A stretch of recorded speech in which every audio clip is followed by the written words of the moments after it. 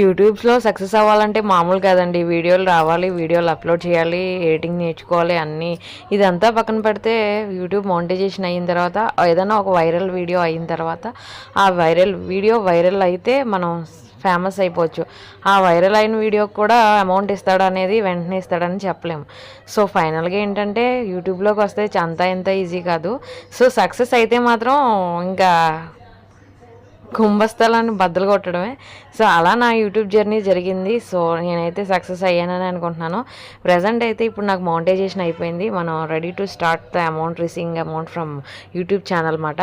So కొండలు కోనలు రాయలు రప్పలు ఇవన్నీ కూడా తిరిగానండి. నేను తిరగలేనటువంటి ప్లేస్ ఏదీ లేదు. విజయవాడ అండి, కృష్ణా, వెస్ట్ ఈస్ట్ మొత్తం అన్ని జిల్లాలో తిరిగేసానండి బాబు యూట్యూబ్ ఛానల్ కోసం. అలాగే మా ఫ్యామిలీ మెంబర్స్ కూడా అలాగే నాకు సపోర్ట్ చేశారు. ఇంతవరకు అయితే నేను రాగలిగానంటే మీ ఆదరణ వల్లే. థ్యాంక్ యూ సో మచ్ అండి.